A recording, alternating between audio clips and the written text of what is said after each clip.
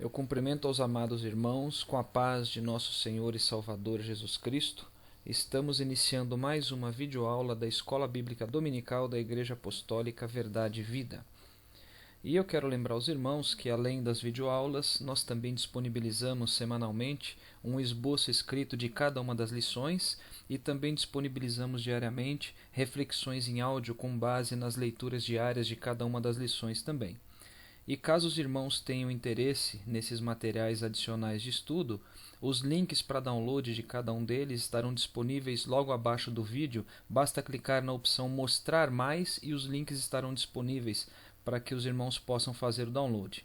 Agora, caso os irmãos prefiram receber os esboços escritos por e-mail, basta informar o seu endereço de e-mail que nós estaremos cadastrando e estaremos enviando semanalmente também para os irmãos. E, como sempre, eu quero deixar bem claro, quero lembrar a cada um dos irmãos que esses materiais de apoio, tanto para professores quanto para alunos, eles não substituem as aulas presenciais. E no caso da nossa igreja, essas aulas acontecem todos os domingos às 16 horas. E eu aproveito também para pedir para os irmãos para que se inscrevam no nosso canal, para que possam estar recebendo aí automaticamente informações quando novos vídeos forem postados. E quero também pedir para cada um dos irmãos que compartilhem as videoaulas e os materiais através de suas redes sociais, ajudando assim a divulgar a palavra de Deus.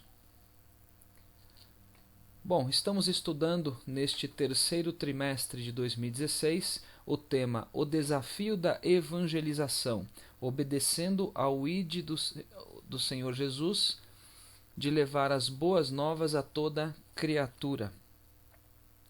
E a lição de hoje é a lição de número 4, que tem por título O Trabalho e Atributos do Ganhador de Almas. Muito bem, irmãos. Na lição de hoje, nós estaremos aí abordando os seguintes tópicos. Inicialmente, nós faremos uma introdução, onde nós abordaremos aí alguns conceitos e também revisaremos alguns pontos importantes. E nós falaremos também um pouco sobre o ministério de evangelista.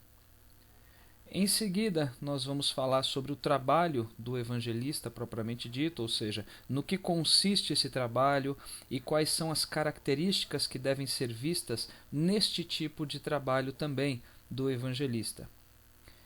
E por fim, nós vamos ver quais são os atributos de um evangelista, quais são os atributos, como diz aí no título da lição, de um ganhador de almas, ou seja, quais são os predicados que um evangelista ele tem que possuir, tá? Enfim, todo o conteúdo da videoaula de hoje, da lição de hoje, está distribuído aí nesses três tópicos. Nós condensamos nesta videoaula, onde a gente vai estar utilizando somente 3 tópicos, tá? Mas o conteúdo ele está bastante completo, distribuído aí nesses três itens. Bom, vamos então agora à nossa introdução.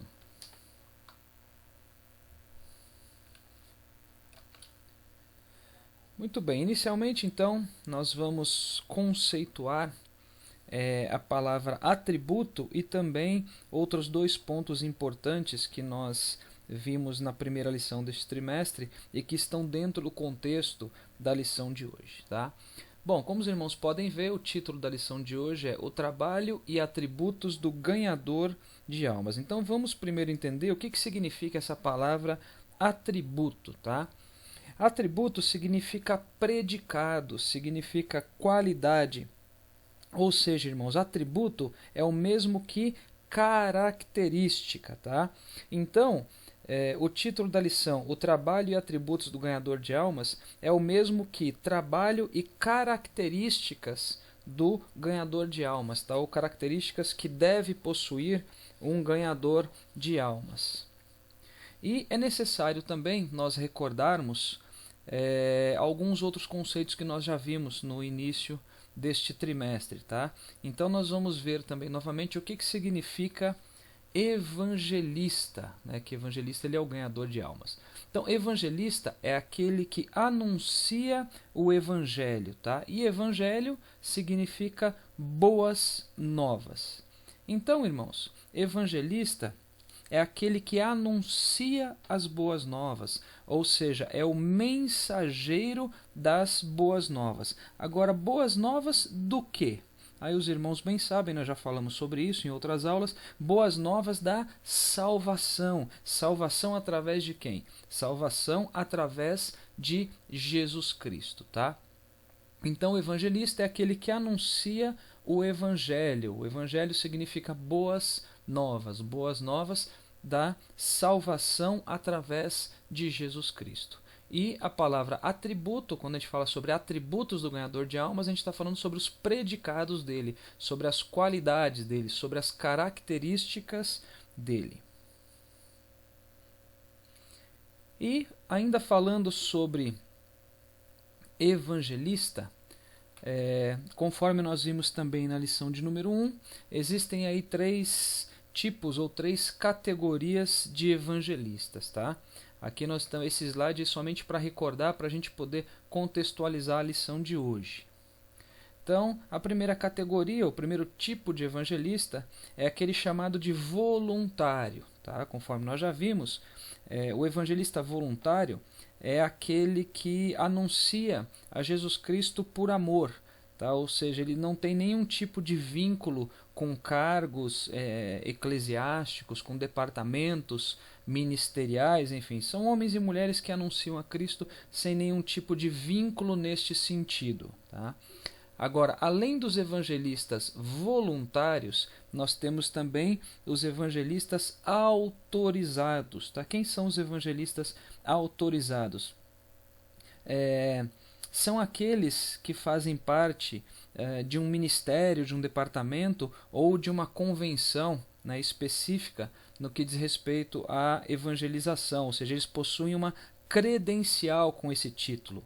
Ou eles são consagrados como evangelistas, ou eles pertencem a um departamento específico que trata da parte de evangelismo. Enfim, existe um reconhecimento ministerial ou convencional, né, no que diz respeito a convenções, acerca deste título.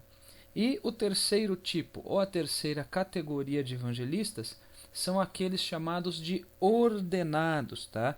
Então esta é uma categoria de evangelistas onde eles são reconhecidos para tal função, mas no que diz respeito ao seu ministério evangelístico. Não é um reconhecimento no que diz respeito a cargo ou função, mas sim a ministério. Então, nós temos aqui a categoria de evangelistas que é listada lá em Efésios, capítulo 4, versículo 11. Olha, está na tela dos irmãos aí. Diz assim a palavra do Senhor: E ele mesmo deu uns para apóstolos, e outros para profetas, e outros para evangelistas, e outros para pastores e doutores. Tá? Então, aqui em Efésios 4:11, nós temos os chamados dons ministeriais. Tá? Nesse contexto de dons, irmãos, cabe lembrar aqui que existem 3 tipos diferentes de dons na Bíblia. Tá? Existem os chamados dons espirituais, que são aqueles dons que são dados pelo Espírito Santo. Tá? São os dons que estão mencionados lá em 1 Coríntios capítulo 12. Agora, além dos dons espirituais que são dados pelo Espírito Santo, nós temos também os dons assistenciais. Esses dons eles são dados por Deus Pai. Tá? E esses dons eles estão mencionados lá em Romanos capítulo de número 12. E além dos dons espirituais que são dados pelo Espírito Santo e dos dons assistenciais que são aqueles dados por Deus, nós temos os chamados dons ministeriais. E esses dons ministeriais, eles são dados por Jesus Cristo. E esses dons ministeriais são exatamente esses que os irmãos estão vendo aí na tela, que constam em Efésios capítulo 4, versículo 11, que fala aí dos 5 dons ministeriais. Então, irmãos, nós vemos a presença perfeita da Trindade na distribuição dos dons, onde o Espírito Santo ele dá os dons espirituais, Deus Pai ele dá os dons assistenciais e Deus Filho, que é o Senhor Jesus Cristo, ele dá os dons ministeriais. Então, neste versículo, conforme foi lido, Efésios 4:11, nós temos aí a lista dos 5 dons ministeriais. Tá? Então o primeiro deles é o dom de apóstolo, tá? O dom ministerial de apóstolo. Então nós temos primeiramente os apóstolos. Tá? Apóstolo, irmãos, significa enviado, significa mensageiro. Os apóstolos, eles eram os responsáveis pela fundação da igreja, tá? E o termo apóstolo no Novo Testamento, ele é usado num sentido assim mais amplo, num sentido geral, por um representante designado da igreja, como eram aí os primeiros missionários. E o termo também é usado num sentido mais específico, mais especial, para se referir àquelas pessoas que viram Jesus após a sua ressurreição e que foram comissionados diretamente por ele para pregar o evangelho e para estabelecer a igreja. Enfim, esses são os apóstolos. E além dos apóstolos, nós temos também os profetas, tá? Profeta como dom ministerial também, lembrando que nós estamos falando aqui sobre Efésios 4:11. Os profetas são aqueles que transmitem a mensagem de Deus. Deus, ele fala através dos profetas, inspirando cada um deles com mensagens específicas para determinados tempos e para determinados lugares também. E além dos apóstolos e profetas, nós temos também os evangelistas. E nós vamos falar bastante sobre os evangelistas nesta aula de hoje. Então, nós temos evangelistas que são homens, capacitados e comissionados por Deus para anunciarem o evangelho, para pregarem o evangelho. E no Novo Testamento, os evangelistas, eles eram ministros viajantes, eles viajavam muito pregando a palavra, semelhante aos missionários que nós temos aí nos dias atuais, pode-se assim dizer. Depois de evangelistas, nós temos também os pastores, nós temos o dom ministerial de pastor. Tá? Os irmãos sabem, os pastores são aqueles que dirigem uma congregação local, são aqueles que cuidam das necessidades espirituais do rebanho, além, obviamente, de cuidar dos assuntos aí do dia a dia da congregação. E na Bíblia, os pastores eles são chamados também de presbíteros e são chamados também de bispos. Tá? Então, pastor, presbítero e bispo na Bíblia Sagrada caracterizam a mesma pessoa, a mesma pessoa no que diz respeito à função, a função ministerial. E depois de pastores, nós temos também os doutores, ou em algumas traduções, os mestres. Tá? Os doutores ou mestres, eles são ministros que recebem dons especiais para ensinar, para expor, para esclarecer a palavra de Deus, para ensinar as Sagradas Escrituras. Então esses são os doutores, ou como já comentamos em algumas traduções, os mestres. Agora, irmãos, cabe aqui uma pergunta. Para que servem esses dons ministeriais? Ou, melhor dizendo, qual é o propósito desses dons ministeriais? A resposta está também no capítulo 4 da carta aos Efésios, nos versículos 12 a 14. Então está aí na tela dos irmãos, diz assim a palavra do Senhor. Querendo o aperfeiçoamento dos santos para a obra do ministério, para a edificação do corpo de Cristo, até que todos cheguemos à unidade da fé e ao conhecimento do Filho de Deus, a varão perfeito, à medida da estatura completa de Cristo, para que não sejamos mais meninos inconstantes, levados em roda por todo o vento de doutrina, pelo engano dos homens que com astúcia enganam fraudulosamente. Então, irmãos, nós vemos que o propósito dos dons ministeriais, que são aqueles dons dados por Jesus Cristo, o propósito é o aperfeiçoamento dos santos. Para que esse aperfeiçoamento dos santos? Para que eles, estando bem preparados, eles façam a obra do ministério. E com isso nós teremos aí como consequência a edificação do corpo de Cristo, que é a igreja. Em outras palavras, irmãos, o propósito dos dons ministeriais é preparar o povo de Deus para o serviço cristão, para a edificação da igreja, que é o corpo de Cristo. Então, este é o propósito dos dons ministeriais. Os dons ministeriais não existem para vanglória daqueles que possuem algum desses dons ministeriais, não existe para que as pessoas enriqueçam, mas o propósito ele é bem definido, é preparar o povo de Deus para o serviço cristão. Para quê? Para a edificação da igreja. E quem é a igreja? A igreja é o corpo de Cristo. Então, este é o propósito dos chamados dons ministeriais.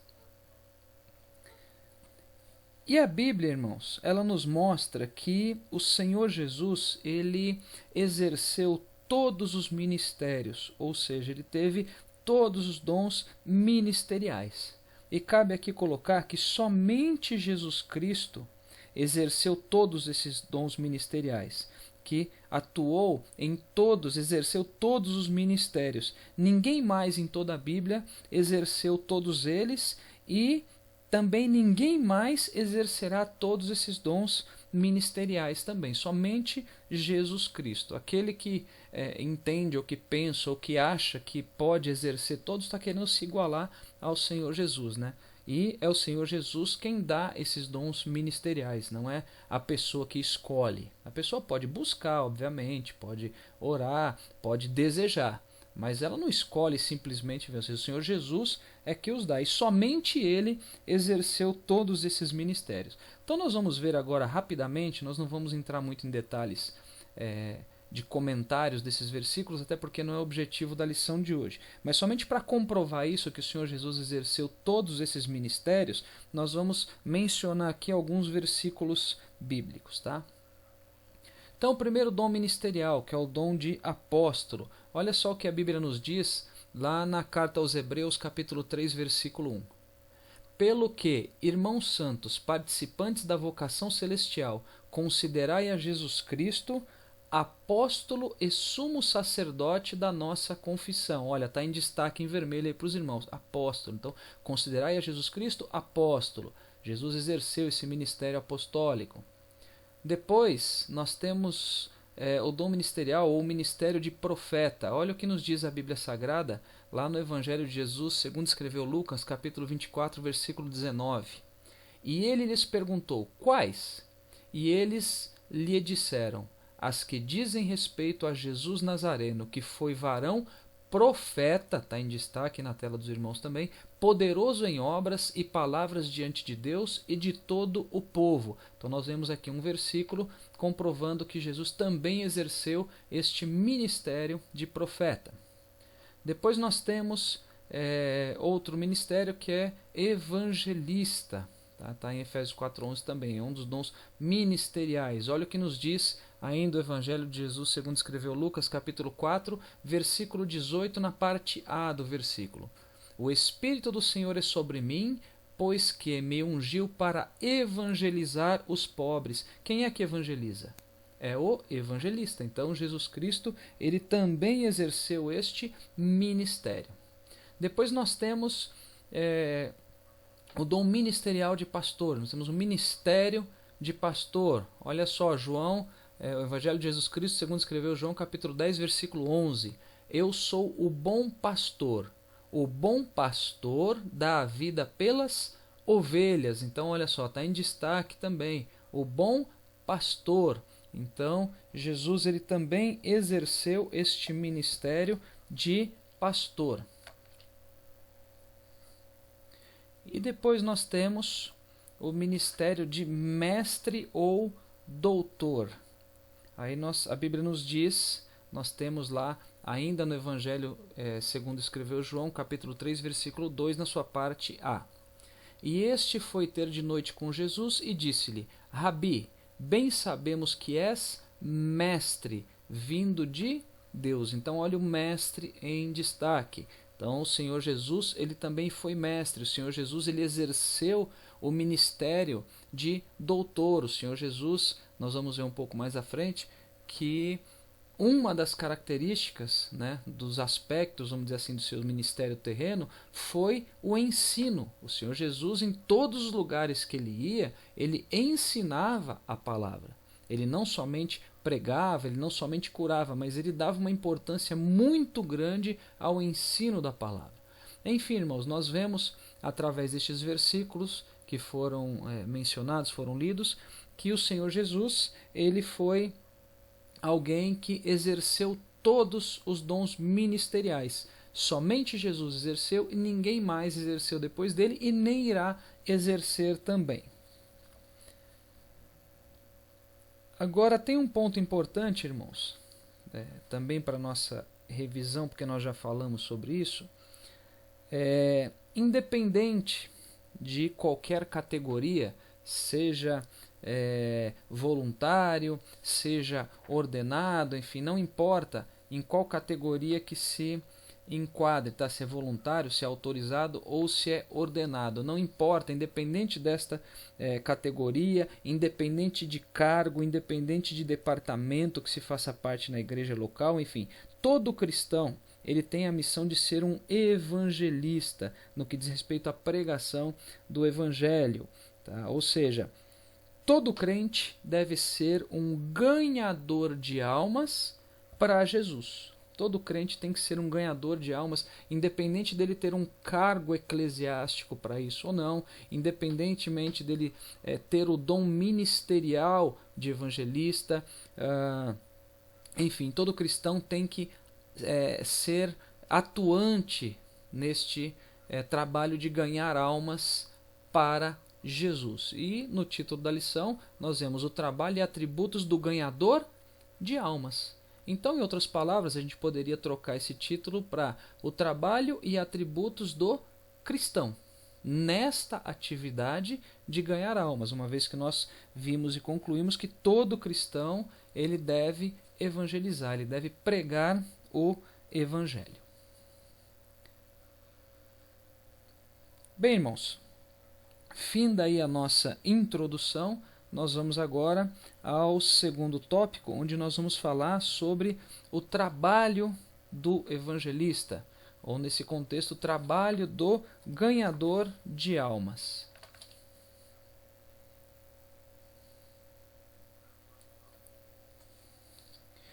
Bom, inicialmente, para iniciar esse segundo tópico, vamos ver aí o que a Bíblia nos diz em 2 Timóteo capítulo 4, versículo 5. Diz assim a palavra do Senhor: mas tu sê sóbrio em tudo, sofre as aflições, faze a obra de um evangelista, cumpre o teu ministério. Então, irmãos, Paulo aqui ele está falando a Timóteo para fazer a obra de um evangelista. E conforme nós vimos na introdução, evangelista é aquele que prega o evangelho, aquele que anuncia as boas novas. Ele é o pregador do evangelho. E, portanto, fazer a obra de um evangelista nada mais é do que pregar o evangelho. Então, nós temos aqui, vamos dizer assim, a primeira atividade do trabalho de um evangelista, a primeira atividade do trabalho de um ganhador de almas. E não só a primeira, como a principal também. Nós vamos ver aqui 3 atividades diferentes relacionadas ao trabalho de um ganhador de almas. Mas a principal delas é essa primeira que nós estamos vendo agora, que é pregar o evangelho, que é anunciar as boas novas, pregar o evangelho da salvação, ser um mensageiro do reino. Então esta é a principal.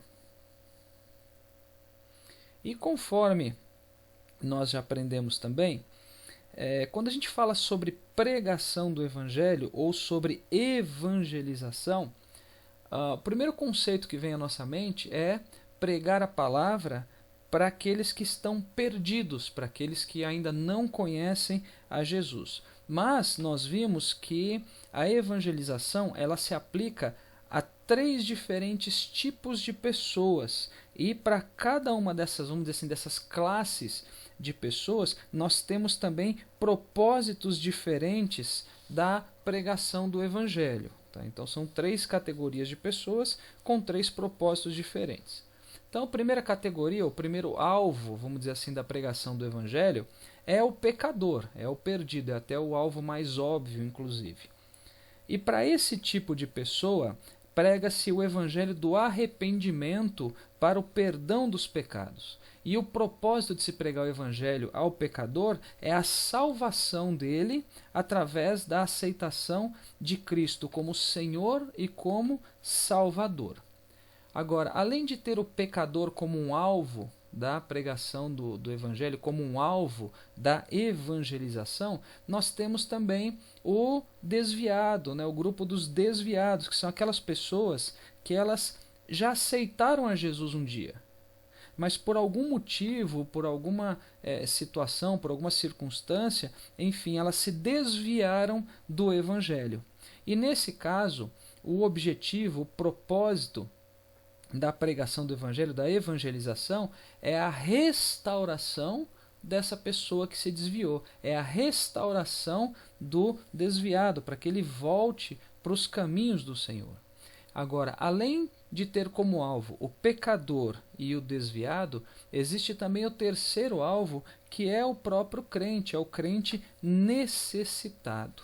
Tá? Muitos crentes, eles necessitam em alguns momentos de palavras de conforto, de palavras de auxílio, de palavras de ânimo, palavras de direcionamento para suas vidas, enfim.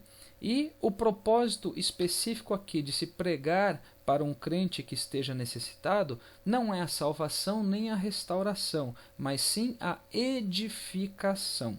Então aqui nós vemos, nós estamos falando, só recordando, da primeira atividade relacionada ao trabalho de um ganhador de almas, ao trabalho de um evangelista. Essa primeira atividade, a primeira principal e primordial é pregar o evangelho. E aqui nós estamos vendo que a pregação do evangelho ela tem 3 possíveis alvos. Agora, quando a gente fala sobre ganhar almas, obviamente o alvo principal é o pecador, é aquele que está perdido, é aquele que está nas trevas.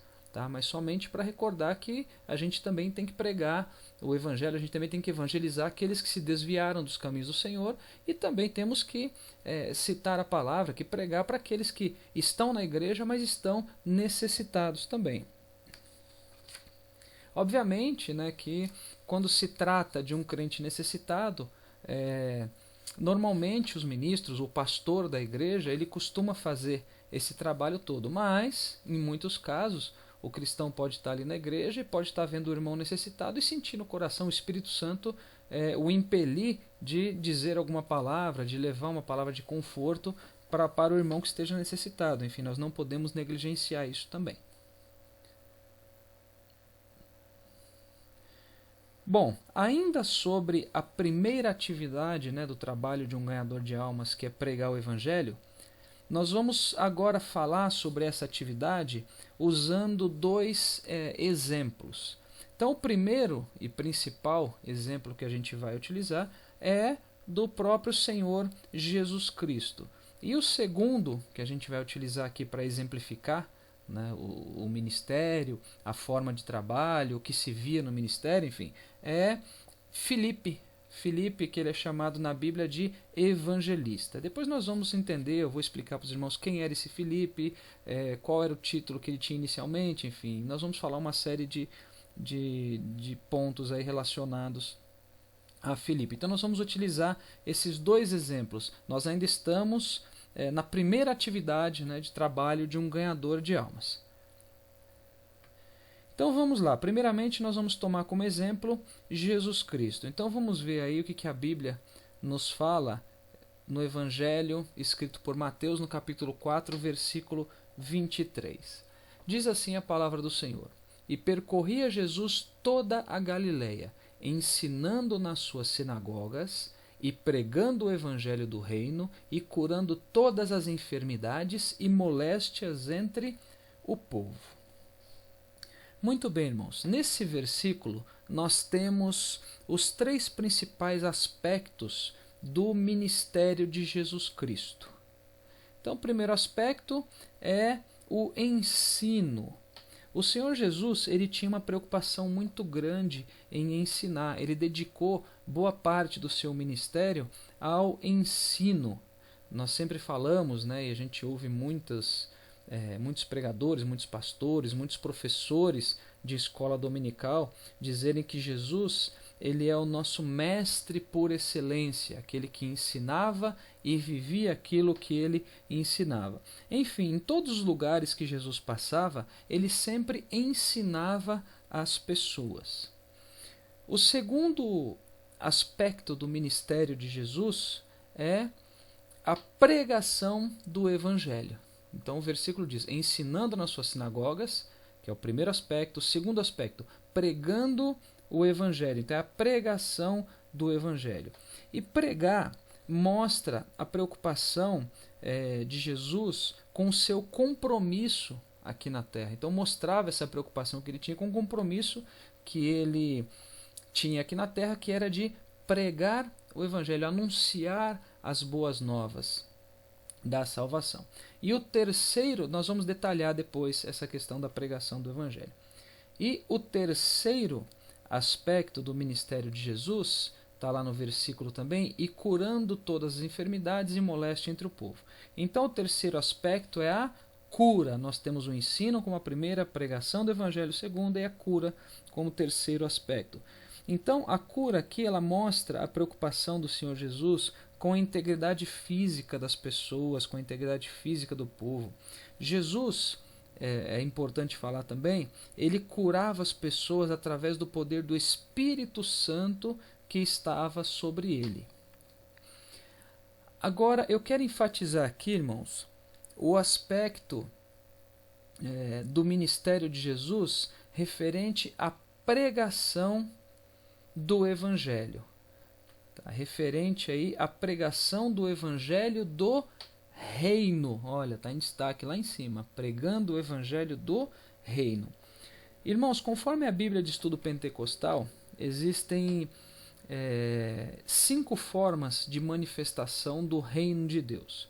A primeira forma de manifestação é a manifestação em Israel, onde a Bíblia de Estudo Pentecostal diz que no Antigo Testamento o reino de Deus, ele visava a preparação do caminho para a salvação da humanidade. A segunda forma de manifestação do reino de Deus, segundo ainda a Bíblia de Estudo Pentecostal, era a manifestação em Cristo. E os irmãos sabem que o reino ele esteve presente na pessoa e também na obra do Senhor Jesus. A terceira forma de manifestação é a manifestação na igreja, que é a manifestação atual do reino de Deus. Segundo a Bíblia de Estudo Pentecostal, é a manifestação atual nos corações de todos aqueles que se arrependem e creem no Evangelho. Depois nós temos a quarta forma de manifestação do reino de Deus, que é a consumação na história. Trata-se aqui do reino messiânico predito pelos profetas, ou seja, o reino milenial de Cristo. Então aqui a gente está falando de uma manifestação que ainda não ocorreu. Em Israel já ocorreu, em Cristo já ocorreu, na igreja está ocorrendo, na consumação da história ainda irá ocorrer, algo escatológico. E a quinta forma de manifestação do reino de Deus é na eternidade. Aí trata-se aqui também, segundo a Bíblia de Estudo Pentecostal, do reino eterno de Deus que vai acontecer, que se dará logo após o reino milenial de Cristo. Enfim, irmãos, Jesus ele pregava o evangelho do reino. E a pregação do evangelho do reino significa que o reino de Deus ele estava sendo oferecido aos homens através da pessoa de Jesus Cristo. Então, cabe aqui uma pergunta. Como é que Jesus pregava esse evangelho do reino? Como que ele pregava esse evangelho do reino?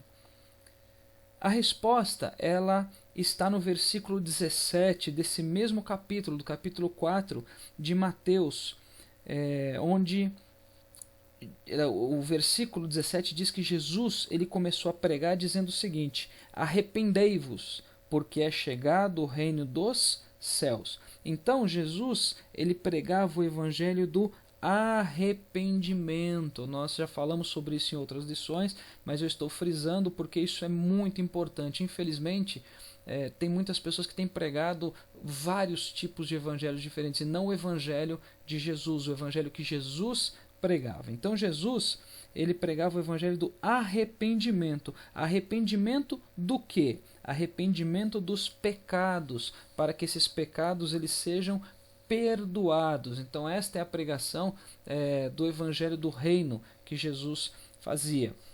E é esse o evangelho que nós devemos pregar também.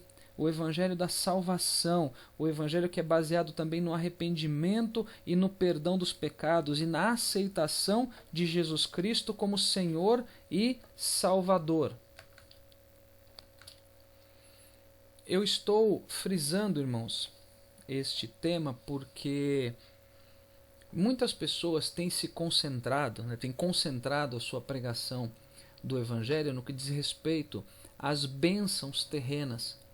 Então, se foca muito em bênção, que a Bíblia diz que Jesus abençoa, sim, mas nós não podemos esquecer de pregar o principal do Evangelho, que é o arrependimento dos pecados e a salvação através do perdão dos pecados, aceitando a Jesus como Senhor e Salvador. Essa é a mensagem principal. As bênçãos terrenas, elas são secundárias. Essa é a mensagem que tem que ser pregada.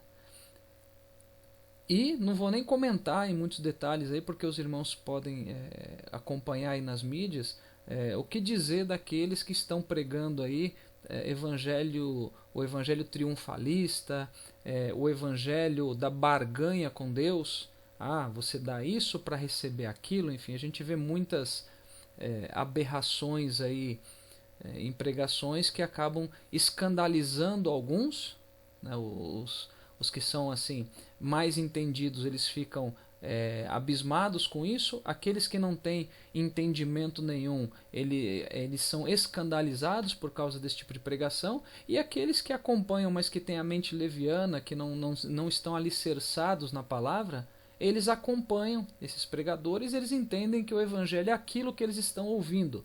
Enfim, o evangelho que tem que ser pregado é o evangelho do arrependimento para perdão dos pecados, consequentemente a salvação, através da aceitação de Jesus como Senhor e Salvador. Esta é a mensagem central do evangelho da cruz. Nós não podemos perder isso, nós não podemos deixar de pregar isso. As bênçãos acontecem? Sim, acontecem. O evangelho, a Bíblia tem muita mensagem de conforto, tem muita palavra que o Espírito Santo impulsiona as pessoas a dizer a respeito de cura, a respeito de libertação, a respeito de transformação, de restituição. Sim, isso também tem que ser dito, mas não pode perder o foco, que é a pregação do arrependimento para perdão dos pecados e para a salvação. Bom, irmãos, ainda sobre essa primeira atividade do trabalho do ganhador de almas, nós falamos aí um pouco a respeito do Senhor Jesus como um exemplo. Nós vamos falar agora sobre o exemplo de Filipe. Tá? Esse Filipe, irmãos, que é mencionado aqui, ele é o mesmo que aparece em Atos dos Apóstolos capítulo 6, onde são escolhidos ali os 7 diáconos, onde foi instituído o chamado diaconato. Então ele é o mesmo Filipe. E esse Filipe, ele é o único na Bíblia que é chamado de evangelista. Então nós vamos ver agora algumas características do trabalho que Filipe fez, algumas características do ministério evangelístico de Filipe. Então, primeiramente, nós vamos ver que Filipe, ele era um evangelista ativo, ele evangelizou, ele pregou o evangelho em muitos lugares, nós vamos ver isso. Então, primeiramente, quando ocorreu a perseguição aos cristãos em Jerusalém, Filipe ele foi evangelizar lá em Samaria, conforme nós vemos em Atos dos Apóstolos, capítulo 8, versículo 5. E a Bíblia diz que ele estava evangelizando lá em Samaria e veio o anjo do Senhor e deu uma ordem para ele, ordenou que ele fosse até o caminho para Gaza, um caminho que saía de Jerusalém e ia até a cidade de Gaza. Então ele recebeu esta ordem do anjo do Senhor, conforme está em Atos dos Apóstolos, capítulo 8, versículos 26 a 27. E ali ele também pregou. Ali ele evangelizou um eunuco etíope, e não somente evangelizou o eunuco, mas ele também batizou o eunuco, como nós vemos em Atos dos Apóstolos, capítulo 8, versículo 35. Aliás, Atos dos Apóstolos, capítulo 8, versículo 38, melhor dizendo. Então, ele evangelizou o eunuco. A Bíblia diz que o eunuco ele estava lendo o rolo de Isaías, né, lendo as Escrituras, e Felipe começou a conversar com ele, perguntando se ele entendia o que estava escrito ali, e ele disse, olha, como é que eu posso entender se ninguém me explica? E aí Felipe começou a explicar para ele, evangelizou ele, enfim. E lá no versículo 38 diz que ele também foi batizado por Felipe. E a Bíblia diz que depois disso, Felipe ele foi arrebatado. Ele foi retirado dali e foi arrebatado até uma cidade chamada Azoto. E a Bíblia diz que ele também evangelizou aquela cidade, conforme o versículo 39 do capítulo 8 também de Atos dos Apóstolos. E a Bíblia diz que ele pregou em todas as cidades, desde a cidade de Azoto até Cesareia, conforme o versículo 40 do capítulo 8 também de Atos dos Apóstolos. Enfim, irmãos, do lado direito aí da tela dos irmãos, nós temos um mapa que representa, aqui dá para a gente perceber bem, esse trajeto que foi feito por Filipe, os locais que ele evangelizou. Tá? Então nós temos aqui inicialmente, eu vou estar passando mal, os irmãos vão conseguir ver, aqui está Jerusalém. Então a Bíblia diz que Filipe estava evangelizando aqui, ó, em Samaria. Ele estava pregando o evangelho aqui, era uma região assim bastante hostil com os judeus, então ele estava pregando aqui, e aí o anjo do Senhor ordenou que ele fosse para o caminho de Gaza. Então o caminho de Gaza é esse traçado aqui da linha verde, olha só. Ele saiu daqui de Samaria e veio para cá, e o anjo do Senhor tinha falado para ele vir para cá com o propósito de evangelizar uma única pessoa. Aqui em Samaria ele estava evangelizando na cidade. Agora, ele cumprindo uma ordem do Senhor, ele desceu, veio até aqui para evangelizar uma pessoa que foi o eunuco etíope. E a Bíblia diz que neste caminho ele foi conversando com o eunuco, evangelizando ele, e aproximadamente aqui, olha, no meio do caminho, eles pararam, o eunuco questionou, falou, olha, o que impede que eu seja batizado? Ele creu, então ele foi batizado ali. E a Bíblia diz que daqui ele foi arrebatado até essa cidadezinha aqui, olha, chamada de Azoto. O nome da cidade é Azoto. Então daqui ele foi arrebatado para cá. E a Bíblia diz que de Azoto, que está aqui embaixo, até aqui em cima, em Cesareia, ele foi pregando por todas as cidades. Então nós vemos que Filipe ele foi um evangelista ativo, ele pregava em todos os lugares que ele passava. Então essa é a primeira característica do ministério evangelístico de Filipe. Ele pregava em todos os lugares, ele foi um grande evangelista, ele pregou em muitos lugares diferentes.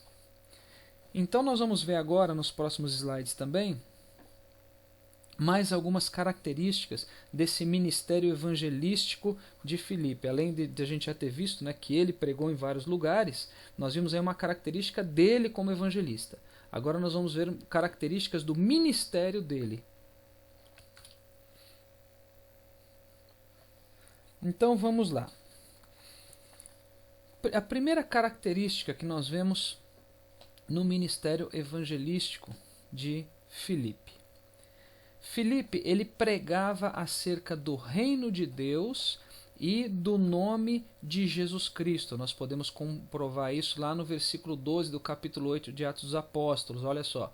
Mas, como crescem em Filipe, que lhes pregava acerca do reino de Deus e do nome de Jesus Cristo. Se batizavam tanto homens como mulheres. Então, nós vemos aqui de forma muito clara, neste versículo que foi lido, que Filipe ele não pregava qualquer evangelho.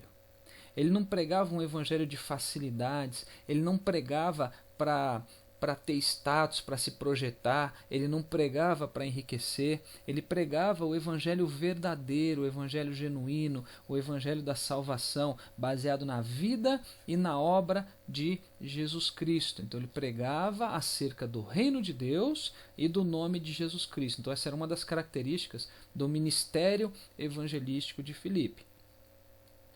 Outra característica que nós vemos nesse ministério dele era um ministério que foi marcado por libertações e por curas. Olha só o que nos diz Atos dos Apóstolos, capítulo 8, versículo 7.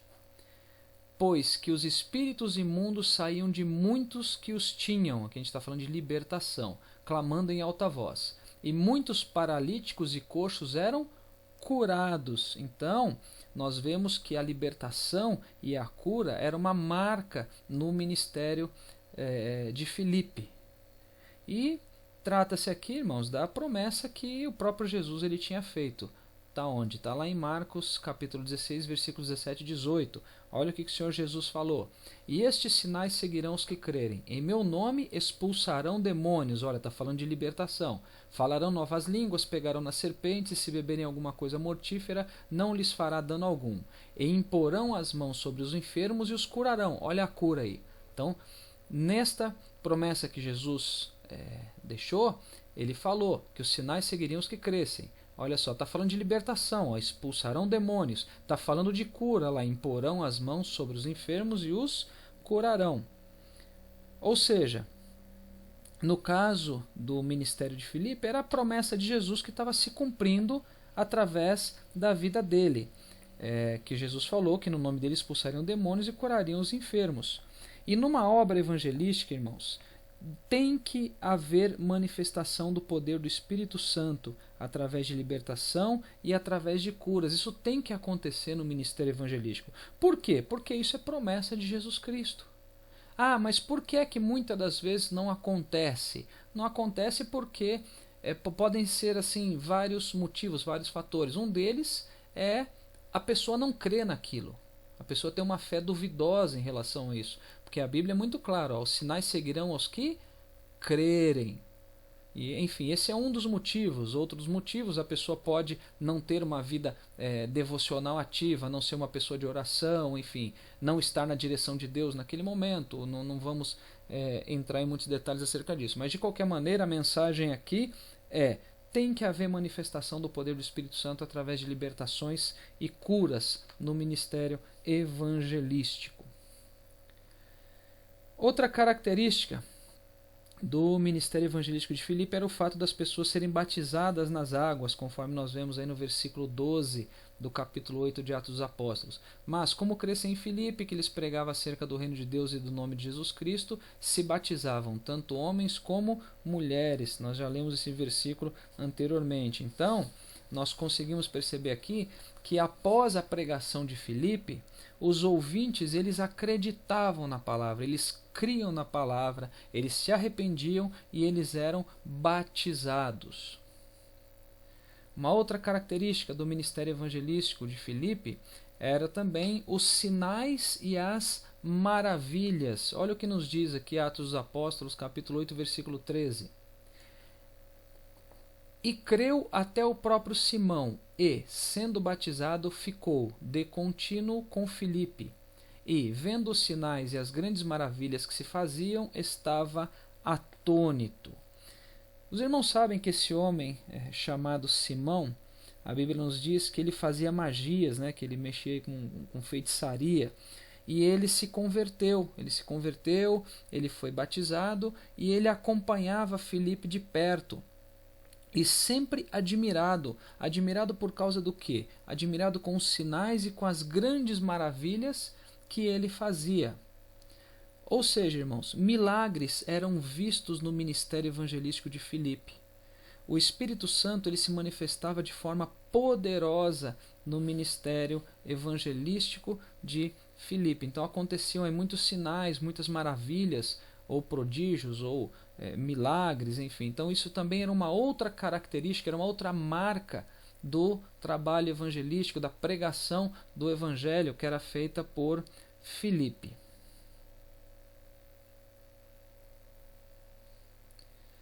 Muito bem.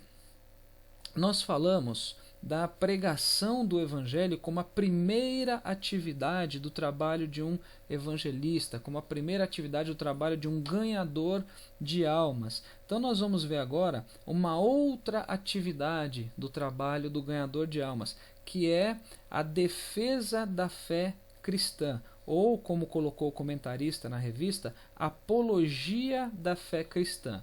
Apologia, irmãos, e defesa significam a mesma coisa, tá? Então eu coloquei defesa para facilitar aí um pouco mais. Então vamos ver o que a Bíblia nos diz lá em 1 Pedro, capítulo 3, versículo de número 15. Antes, santificai a Cristo como Senhor em vosso coração, e estais sempre preparados para responder com mansidão e temor a qualquer que vos pedir a razão da esperança que há em vós. Olha só, irmãos, estais sempre preparados para responder acerca do que? Da razão da esperança que há em vós. Então, irmãos, além de pregar o Evangelho, o ganhador de almas, ele deve estar sempre preparado. Preparado para quê? Para defender a fé cristã. Quem prega o Evangelho deve sempre estar preparado para, dentre outras coisas, responder a quaisquer questionamentos sobre a sua fé. Tanto questionamento de pessoas amistosas quanto questionamento de pessoas hostis, porque podem surgir questionamentos de ambos os tipos de pessoas.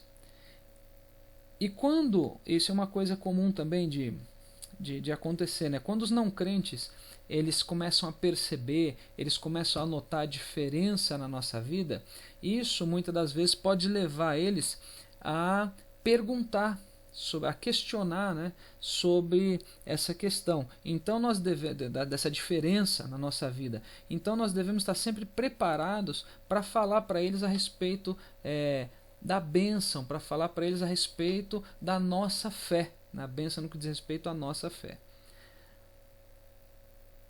Agora, irmãos, para que isso aconteça, é necessário que, na verdade, não somente aquele que é evangelista, mas todo cristão, é necessário que ele conheça a palavra de Deus. Esse, irmãos, é um dos pré-requisitos para que se possa defender a fé cristã.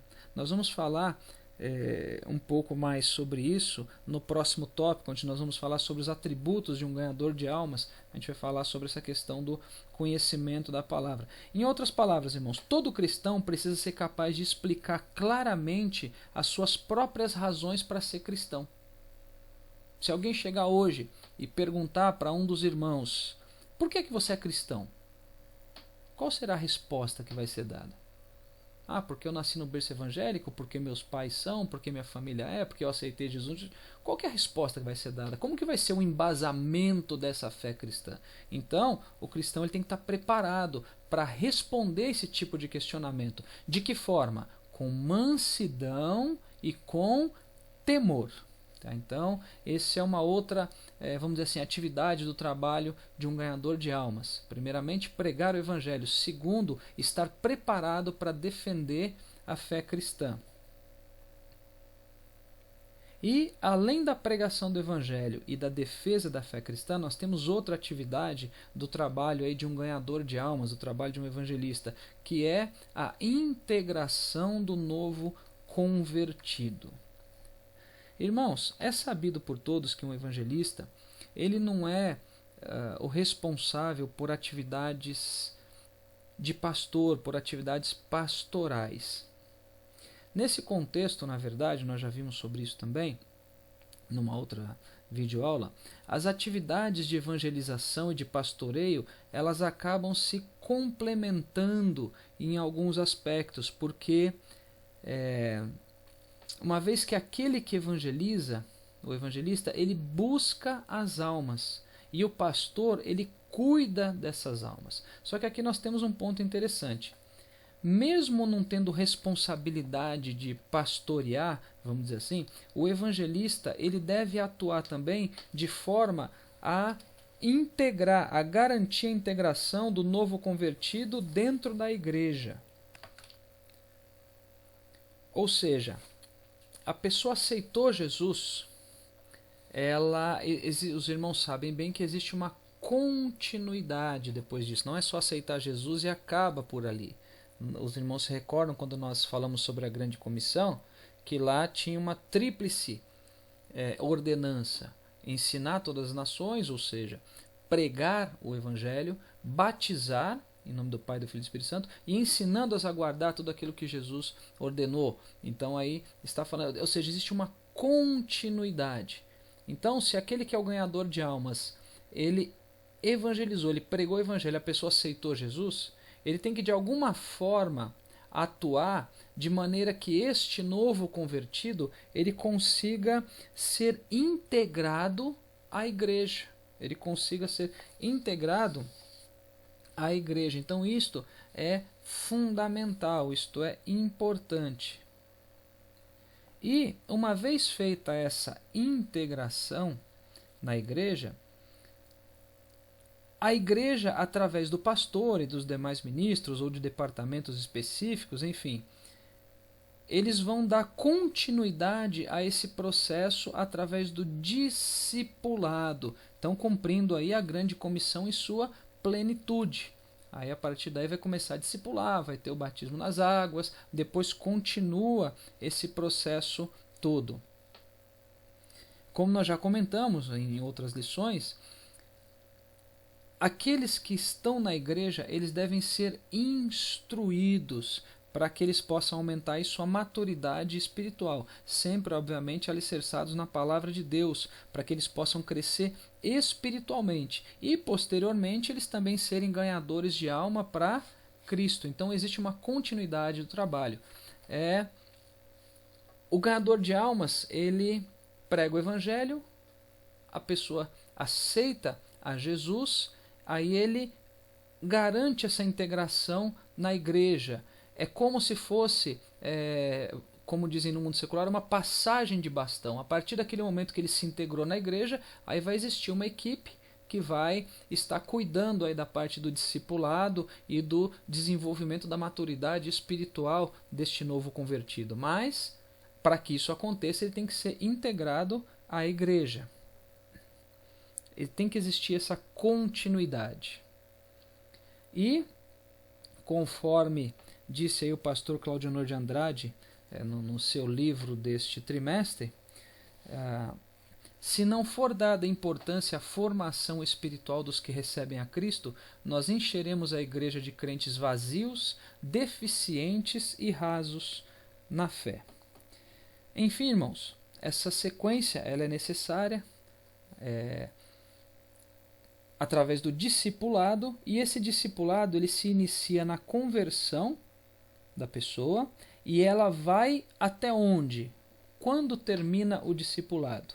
O discipulado ele só vai terminar quando Jesus recolher o crente. Ele não termina antes disso. O discipulado é uma coisa constante, é uma coisa que não tem fim enquanto a pessoa estiver viva. Então, até Jesus recolher a pessoa, recolher o crente, ele continua sendo discipulado dia a dia. Ou quando Jesus voltar para buscar a sua igreja, e acabou o discipulado ali também. Então nós falamos aí com relação ao trabalho de um ganhador de almas, ao trabalho do evangelista, nós falamos sobre a pregação do evangelho, que seria a primeira atividade. Nós falamos também sobre a defesa da fé cristã ou apologia da fé cristã, e falamos também sobre a integração do novo convertido. Enfim, falamos aí sobre o trabalho do ganhador de almas. Então, agora nós vamos ao próximo tópico, onde nós vamos falar sobre os atributos ou sobre as qualidades do evangelista, sobre as qualidades, sobre os atributos do ganhador de almas. Nós falamos sobre o trabalho e agora nós vamos falar sobre os atributos. O título diz: o trabalho e os atributos do ganhador de almas. Falamos sobre o trabalho, agora vamos para atributos. Bom, nós veremos aqui então alguns atributos ou características do ganhador de almas. E nós vamos usar aqui uma lista de atributos que o pastor chamado Valdir Bíssigo, ele listou em seu livro chamado Manual de Evangelismo, Aprendendo a Ganhar Almas para Cristo. Então aqui do lado esquerdo, os irmãos podem ver aí a foto do livro. Então, é um bom material aí complementar de estudo. Lembrando, complementar. Por que complementar? Porque é para complementar o estudo da Bíblia Sagrada. O principal é a Bíblia Sagrada. Então nós vamos usar aí uma lista que ele colocou neste livro, que ela é bastante interessante nesse contexto dos atributos de um evangelista. Os irmãos vão ver que tem bem mais atributos do que efetivamente está na revista do trimestre. Até por questões de espaço na revista, enfim, de quantidade de conteúdo, então que está bem mais completo. Então vamos lá. O primeiro atributo ou característica necessária para o ganhador de almas é ser convertido. Olha só o que a Bíblia diz no Evangelho segundo escreveu Lucas, capítulo 22, versículo 32. Mas eu rogarei por ti, para que a tua fé não desfaleça, e tu, quando te converteres, confirma teus irmãos. Irmãos, nesse versículo, Jesus, ele estava falando com Pedro. Ele orou por Pedro porque sabia que Pedro ele ia cair, ele ia fraquejar. Jesus então ele diz que após Pedro se converter, ou seja, após ele voltar para Jesus, ele deveria confirmar os irmãos, ou em algumas traduções ele deveria animar os irmãos. Ou seja, antes de pregar o evangelho deve haver a conversão. Por mais óbvio que pareça, irmãos, muitos querem pregar o evangelho sem ao menos terem se convertido efetivamente a ele. Quer pregar o evangelho sem ter se convertido a esse evangelho. Mas isso é possível? Sim, é possível. A gente está falando aqui daqueles irmãos que evangelizam por questões, por exemplo, emocionais. Enfim, ser convertido é um dos atributos necessários. Sabe aquela pessoa que aceitou a Jesus, mas ela não é totalmente convertida e ela está assim, alegre, ela está motivada, ela está assim, feliz com aquilo, ela está muito empolgada, então ela já quer sair pregando o evangelho, já quer sair ganhando almas, mas ela mesma não se converteu ainda. Então um dos atributos necessários é ser convertido.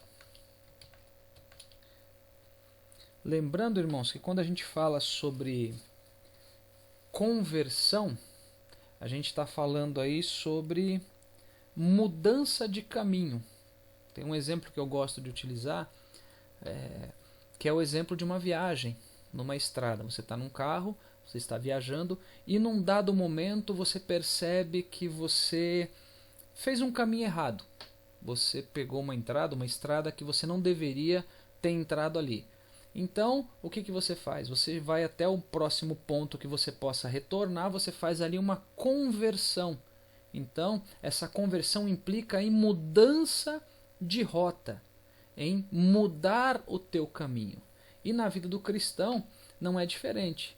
Ele aceita Jesus, mas ele vai estar se convertendo a partir do momento que ele mudar o caminho dele. Ele não vai mais caminhar por aquela estrada, por aquele caminho que leva à perdição, mas ele vai estar caminhando através ali do caminho estreito que leva à salvação.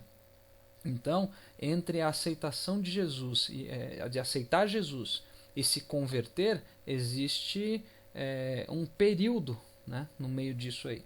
Então não é instantâneo. Essa conversão ela não é instantânea. Mas enfim, ser convertido aí é um dos atributos necessários de um ganhador de almas. Um outro atributo necessário é ter bom testemunho. Olha só o que a Bíblia diz em 1 Timóteo 3:7. Convém também que tenha bom testemunho dos que estão de fora, para que não caia em afronta e no laço do diabo. Irmãos, não adianta sair para pregar o evangelho se o evangelista ele não tem um bom testemunho, ou seja, se ele não tem uma boa reputação na comunidade em que ele vive.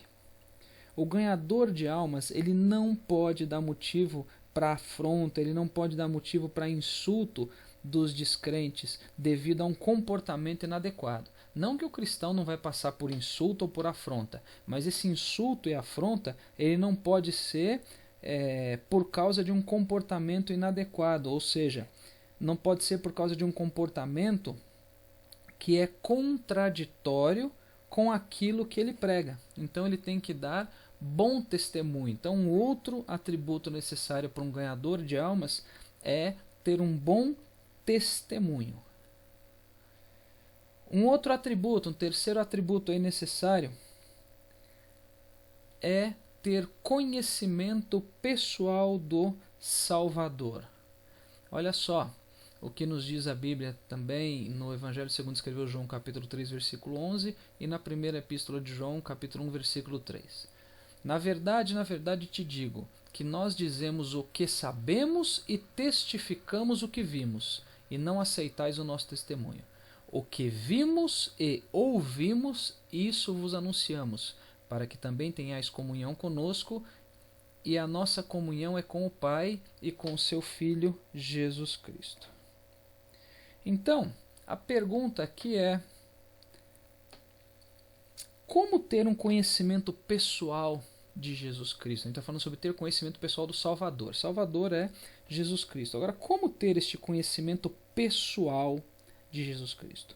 Primeiramente, irmãos, meditando sempre nas Sagradas Escrituras e também tendo uma vida devocional ativa, através aí de muita oração e de consagração também. Por quê? Porque isso vai fazer com que se tenha intimidade com Jesus Cristo e também que se tenha experiências com Ele. Quanto mais intimidade se tem, mais experiências se tem também.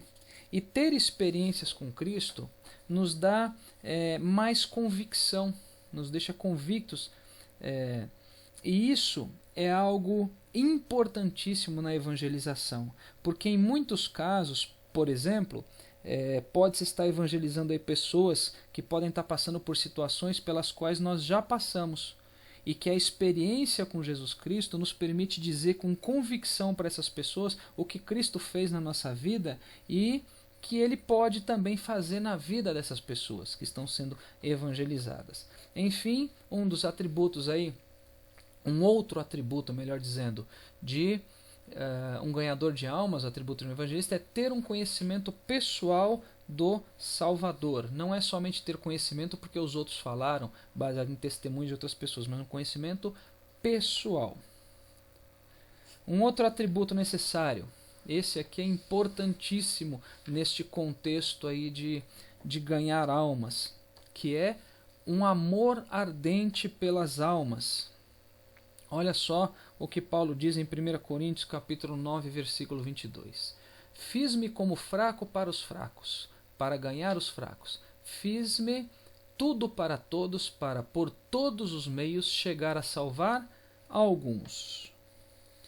Irmãos, um cristão ele pode evangelizar sendo motivado aí por uma série de situações. Ele pode ser motivado por diversos sentimentos, por desejos, por ambições, etc. Enfim, porém, ele só vai ser eficiente no seu trabalho se ele for motivado pelo verdadeiro amor pelas almas que estão perdidas. Irmãos, qualquer outro motivador ele não vai ser forte o suficiente para que o cristão se mantenha na pregação do evangelho quando ele começar a ser afrontado, quando ele começar a ser perseguido, quando ele começar a ser ignorado, quando ele começar a ser ridicularizado, quando ele começar a ser humilhado, enfim. Ele vai desanimar quando começar a passar por situações adversas durante os trabalhos de evangelização. E somente o amor verdadeiro, ele é forte o suficiente para que, após qualquer tipo de situação adversa, o cristão ele continue motivado a continuar pregando o Evangelho, sempre no intuito de resgatar aqueles que estão nas trevas para trazê-los para a luz que é Jesus Cristo. Qualquer outro tipo de motivador ele não vai resistir a essas afrontas, a essas intempéries, a esse monte de problemas. Agora, quando o motivador quando a mola propulsora do ganhador de almas é o amor verdadeiro, o amor sincero pelas almas, o amor ardente pelas almas, o amor ágape, né, o amor que vem do próprio Deus, aí ele vai continuar fazendo o trabalho mesmo diante das adversidades. Enfim, temos então este outro atributo do ganhador de almas, que é ter amor pelas almas.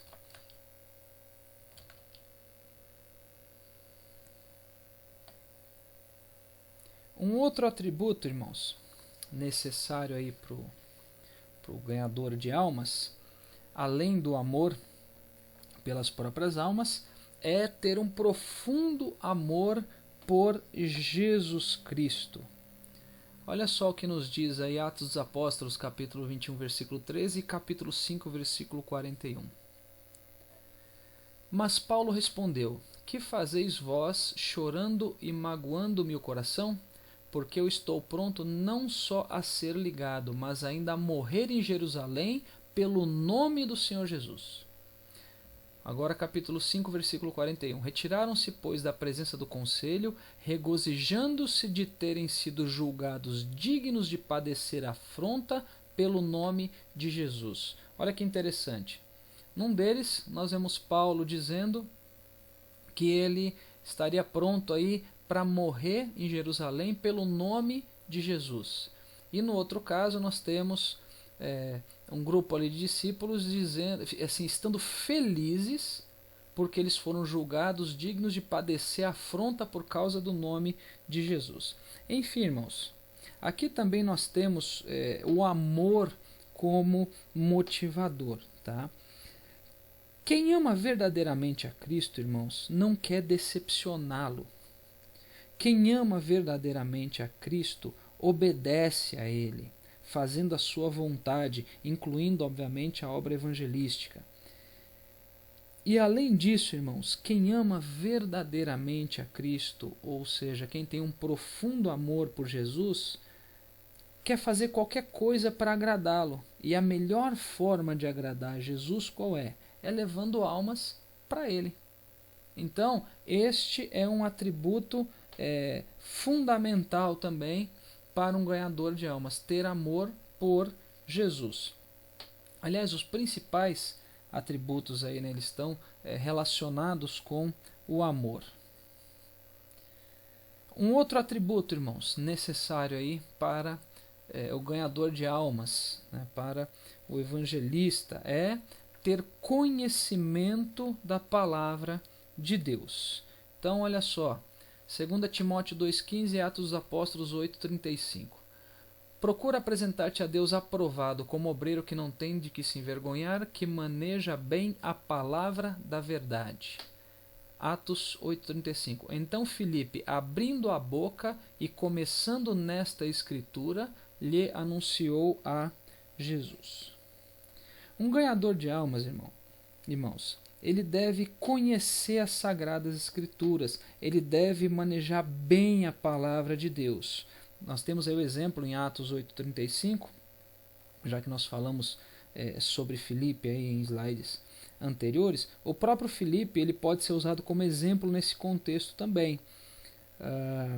Nós já falamos que quando ele se encontrou com o eunuco etíope lá no caminho de Gaza, a Bíblia diz que o eunuco estava lendo o livro de Isaías. Então Filipe perguntou para o eunuco, você está entendendo o que você está lendo? O eunuco disse, como é que eu posso entender se ninguém me ensina? Aí, então Filipe começou a explicar as escrituras para o eunuco e pregou Jesus Cristo para ele.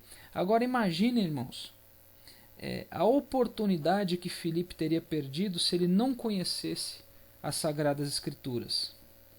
Então um cristão ele tem que meditar diariamente na Bíblia Sagrada. Imagine, irmãos, que constrangedor evangelizar sem conhecer a Bíblia, ser questionado por alguém e não saber o que falar, Isso é muito constrangedor. Enfim, é imprescindível também que um ganhador de almas ele conheça a palavra de Deus. Um outro atributo aqui também necessário para um ganhador de almas é ter a convicção da salvação, da sua própria salvação. Olha o que nos diz lá Romanos 8,16. O mesmo Espírito testifica com o nosso Espírito que somos filhos de Deus. Irmãos, alguns podem até comentar aqui que se trata de uma questão óbvia. Porém, irmãos, não são raros os casos de cristãos que eles não têm a plena convicção da sua própria salvação, por mais incrível que pareça. Agora, eu pergunto, como que um cristão ele pode querer falar sobre a salvação com outras pessoas se ele mesmo não tem convicção da sua própria salvação? Como é possível isso? Então, um dos atributos aí necessários para o ganhador de almas é ter a convicção da sua salvação. Tá? Ter convicção da salvação e também convicção aí da sua própria salvação. Não da salvação somente, da salvação em si, né, propriamente dita, mas da sua salvação.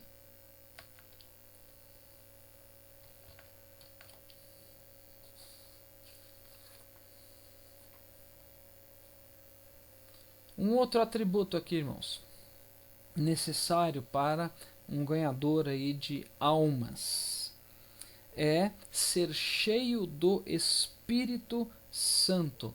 Olha o que nos diz lá a Bíblia Sagrada em Zacarias capítulo 4, versículo 6. E respondeu e me falou dizendo, esta é a palavra do Senhor a Zorobabel, dizendo, não por força nem por violência, mas pelo meu Espírito, diz o Senhor dos Exércitos. O cristão, ele nunca pode se esquecer de que quem faz a obra é o Espírito Santo, irmãos. Quem convence o pecador, quem opera sinais, quem opera prodígios, maravilhas, etc. Enfim, se um cristão ele é ganhador de almas, se ele for cheio do Espírito Santo, ele vai ganhar muito mais almas ainda. Então, um dos pré-requisitos aí também, um dos atributos, uma das características necessárias de um ganhador de almas é ser alguém cheio do Espírito Santo. Um outro atributo também, irmãos, necessário aí para o ganhador de almas, viver o que prega. Olha só o que nos diz aí Romanos capítulo 2, versículos 21 e 22. Tu, pois, que ensinas a outro, não te ensinas a ti mesmo?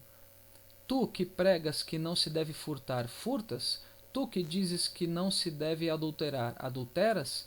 Tu que abominas os ídolos, cometes sacrilégio? Em outras palavras, irmãos, esses versículos que foram lidos, o ganhador de almas, ou melhor, todo cristão, porque todo cristão tem que ser um ganhador de almas, ele não pode ser hipócrita, ou seja, ele não pode pregar uma coisa e viver outra. Isso é hipocrisia, é falar algo e viver outra coisa, ou seja, o seu comportamento ele não condiz com aquilo que ele prega.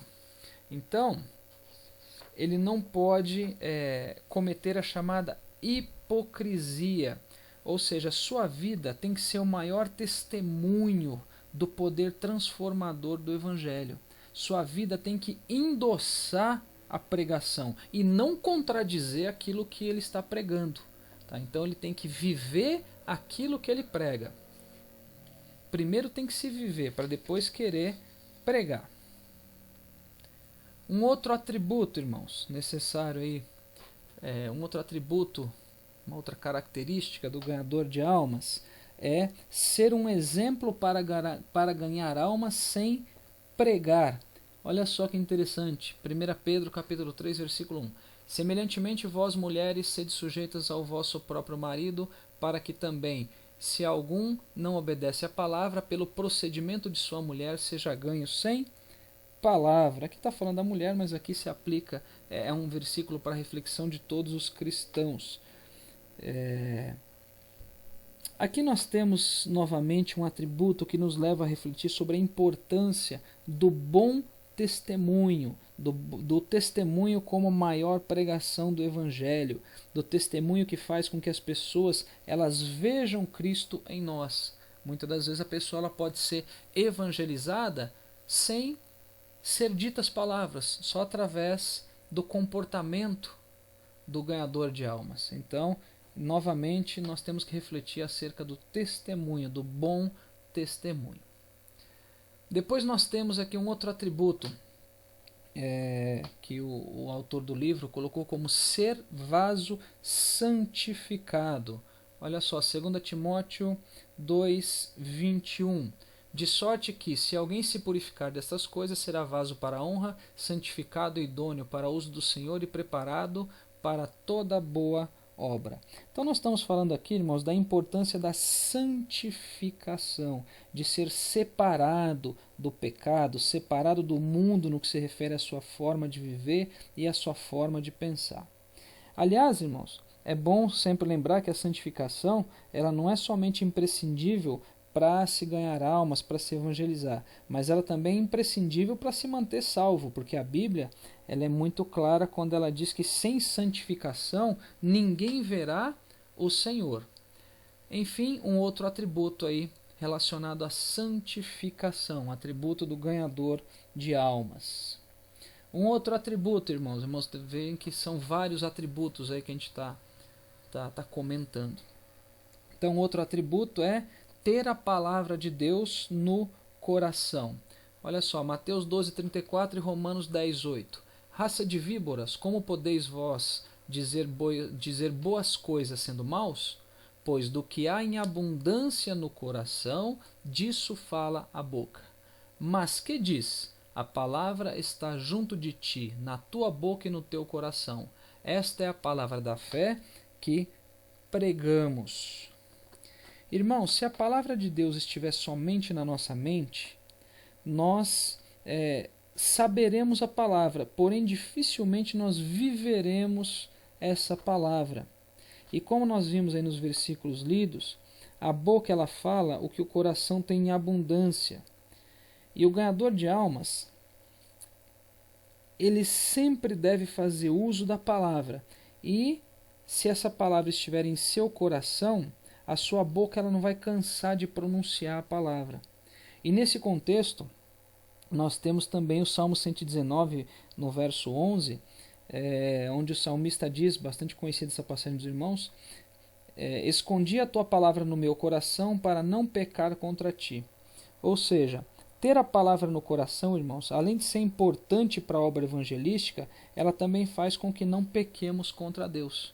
Por isso que o salmista diz que escondeu a palavra no coração para não pecar contra ti. Se fosse algo somente mental, ele ia falar, olha, eu guardei a sua palavra na minha mente para não pecar contra ti. Mas não, ele está falando de escondê-la no coração. Enfim, um outro atributo aí para um ganhador de almas, ter a palavra de Deus no coração. Mais um atributo aqui, irmãos, ter sabedoria. Olha só, Provérbios 4:7 e Provérbios 11:30. A sabedoria é a coisa principal. Adquire, pois, a sabedoria. Sim, com tudo o que possuís, adquire o conhecimento. 11:30. O fruto do justo é árvore de vida, e o que ganha almas, sábio é. Bom, aqui nós vemos aí uma associação entre a sabedoria e a evangelização. A gente está falando dos atributos do ganhador de almas, dos atributos do evangelista, e nós vemos aqui que um dos atributos é ter sabedoria. Então existe aí uma associação entre sabedoria e evangelização. Agora, que tipo de sabedoria que é essa ao qual esses versículos estão se referindo? Os irmãos sabem que existem aí basicamente 3 tipos de sabedoria. Tem a chamada sabedoria humana, que é aquela adquirida através de conhecimento, através de experiência também. Tem a chamada sabedoria diabólica ou demoníaca, que é aquela que é adquirida aí pelos seguidores do inimigo de nossas almas. E tem a chamada sabedoria divina, que é aquela sabedoria que vem do alto, que é um dom divino. E essa é a sabedoria necessária para o ganhador de almas. a sabedoria que vem do alto, a sabedoria que vem de Deus. Aí alguns podem se perguntar, mas e se o cristão não tem sabedoria, o que ele tem que fazer? A Bíblia também é muito clara lá no livro de Tiago, dizendo que aquele que tem falta de sabedoria, ele tem que fazer o quê? Tem que pedir a Deus, que a todos dá liberalmente e não lança em rosto. Então, se tem falta de sabedoria, tem que pedir a Deus, porque a sabedoria ela é um atributo, ela é uma característica do ganhador de almas. Sabedoria do alto, sabedoria divina, sabedoria de Deus. E para terminar, irmãos, um último atributo aí que nós temos é ser crente de oração. Olha só, Lucas, Evangelho segundo escreveu Lucas, capítulo 18, versículo 1. E contou-lhes também uma parábola sobre o dever de orar sempre e nunca desfalecer. Como nós já comentamos aí em várias videoaulas, irmãos, todo cristão ele tem que ter uma vida de oração, ele tem que ter uma vida também de consagração a Deus. É através da oração que nós nos fortalecemos espiritualmente, é através da oração que nós buscamos os dons, é através da oração que nós temos intimidade com Deus e também no que diz respeito ao trabalho evangelístico, é através da oração que nós nos revestimos para sair para o campo, para pregar o Evangelho. Então a oração é algo importantíssimo, é algo imprescindível a todo cristão, a todo ganhador de almas, partindo aí do pressuposto que todo cristão tem que ser um ganhador de almas. Enfim, irmãos, esses são os atributos necessários para o ganhador de almas e conforme nós já comentamos, nós utilizamos aí como base uma lista que consta deste livro aí do pastor Valdir Bícego, Manual de Evangelismo, Aprendendo a Ganhar Almas para Cristo. Enfim, nós falamos sobre o trabalho do ganhador de almas e falamos agora também sobre os atributos do ganhador de almas. Bom, chegamos aí ao final de mais uma videoaula. Que Deus continue abençoando a todos os irmãos e eu amo cada um de vocês em Cristo Jesus.